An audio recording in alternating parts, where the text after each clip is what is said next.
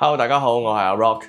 話說6月2號咧，我出咗一條規劃嘅短片之後咧，有位觀眾咧 Justin 就提及咧，佢高宏苑就嚟收樓咯。首先恭喜佢先。我 check 翻記錄咧，原來高宏苑 B 座咧今年嘅6月30號咧就係關鍵日子啊。咁我就喺度諗啦，如果由零規劃開始講起啊，阿 Justin 入住之後啊，我都未必講到咧去到有關裝修開始之前有用嘅資訊。我不如就插咗隊咧，先講咗我屋企裝修前或者喺報價上面容易忽略嘅細節啦，以及咧裝修物料同後加項目部分咧同大家分享嘅。各位觀眾可唔可以俾個 like 同埋訂閱我，俾啲支持我同埋動力咧去完成今次呢一個系列啊！多謝各位。有機會忽略或者可能喺後加項目嘅部分 Part 1就係講石材物料、地腳線及折舊部分嘅內容，我哋一齊去睇睇。廚房吸嘴個好多時候都會忽略咗嘅，或者喺報價單上面都未必會加落去嘅。咁佢嘅作用咧就係用嚟擋住啲水嘅，咁啊唔好咁快流出客廳嘅部分。我嘅建議咧就係喺泥水部分完成，即係鋪完磚之後咧就好快啲埋定，都係要黐死去咬死佢嘅，咁都係泥水部分嚟噶嘛。好多時候忽略咗咧，之後後加項目咧又要加錢噶啦。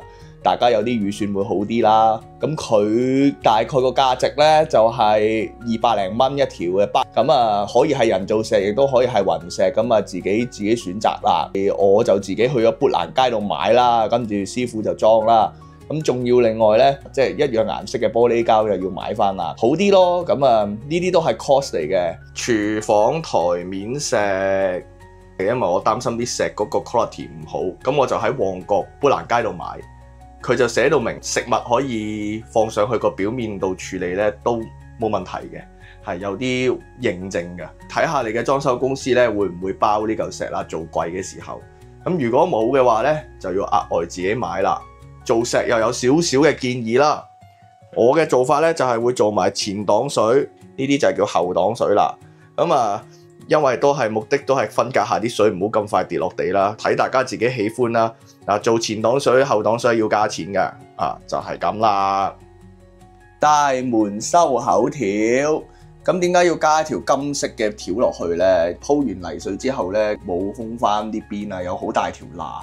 咁呢個呢，好多時候都係大門嘅出現嘅情況嚟嘅。最好就提醒師傅鋪好啲啦，大家喺規劃上面就做好啲啦，有機會會遺漏噶，或者係屬於後加項目嘅部分嚟噶。廁所吸嘴，有啲師傅咧就話係做咗對門先裝吸嘴，有啲師傅咧就話裝咗吸嘴先裝門嘅。咁其實我嘅睇法咧，慳時間慳工序咧，就應該係完成泥水部分，即係鋪完磚之後就好裝噶啦。喺報價單上面要加呢樣嘢啦。如果唔需要咧，咁啊〜危險啲咯，啲水會一嘢湧晒出嚟，客廳嘅部分咧，咁有機會會有好大嘅損失啦。咁都係建議會安裝會好啲嘅。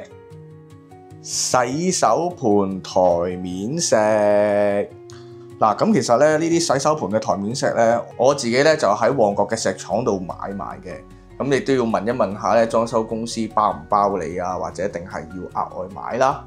仲另外好似我而家呢一個情況咁樣啦，呢一邊咧洗衣機上面咧都係一塊岩板嚟嘅，咁我都係喺旺角同一間石廠度購買嘅，要注意啦，因為呢啲都係要額外要俾嘅 cost 嚟嘅。浴室地台石，好啦，點解要裝呢一條浴室地台石咧？嗱，因為咧坐個浴屏落去嘅時候咧，咁如果我哋淨係鋪磚嘅話咧，咁磚與磚中間咧會有罅噶嘛，咁啲罅咧就會漏水出嚟噶嘛。啲師傅咧都建議咧做翻一條嘅地台石嘅平啦，平滑嘅時候咧坐喺嗰個浴屏嗰度都會好啲嘅。咁呢條石都好似我整咗300-400蚊，咁啊記得要整啦。呢個記得就應該喺浴室起咗啲磚嘅時候咧嘅1個禮拜之前都要訂定噶啦，都要問清楚師傅咧使唔使屬於係後加項目，買定一啲咧同佢一樣顏色嘅玻璃膠。咁當然如果你冇追求就買啲普通玻璃膠就得啦。窗台石，嗱好似我而家呢個情況啦，咁有個木櫃噶嘛，所以我都係建議咧喺泥水部分嘅時候咧就已經做埋啦，訂埋啦。即係好似連埋吸嘴啦，連浴室地台石咧一次過俾埋師傅安裝，即係要買㗎，又係幾百蚊咯嚇，又唔係好貴嘅。咁點解我嘅建議都係裝窗台石咧？就係如果萬一落雨啊，唔記得閂窗，咁滲嗰啲水落去個牆身度，好難抹㗎嘛。嗱，做個示範，嗱，我一抹，大家見唔見到啊？咁啲塵咧就容易抹咯。如果你諗下佢係一個牆身嘅話，咁難唔難搞咧？咁啊，當然係可以選擇做或者選擇唔做啦。咁我嘅建議都係選擇做嘅。地腳線因為有唔同嘅做法啦，可能配合你嘅家居設計上面咧，就會用唔同嘅物料。咁一般嚟講咧，都會用磚啊，或者係用木廊啊。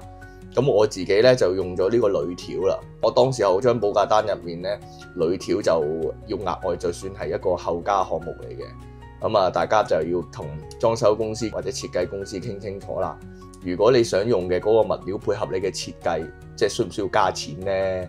咁啊，大家就要注意下啦。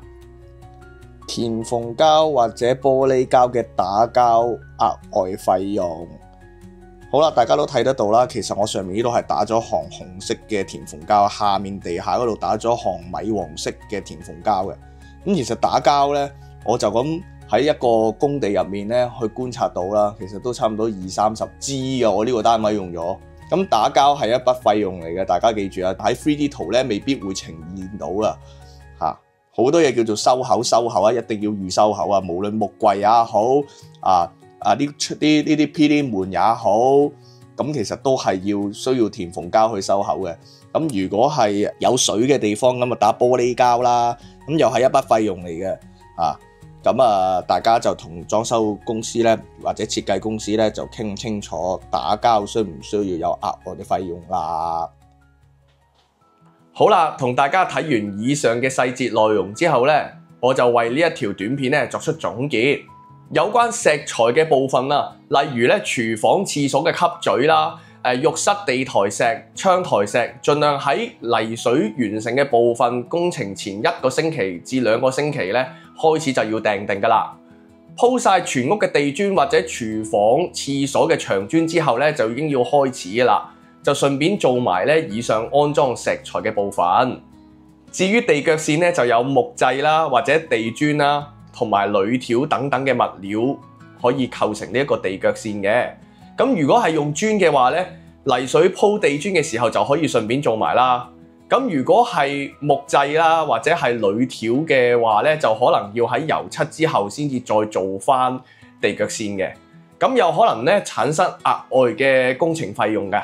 至於擠膠嘅部分咧，如果業主或者戶主有啲特別要求啦，可能要襯翻牆身嘅顏色，咁戶主或者業主咧就要額外提供一啲嘅玻璃膠或者填縫膠。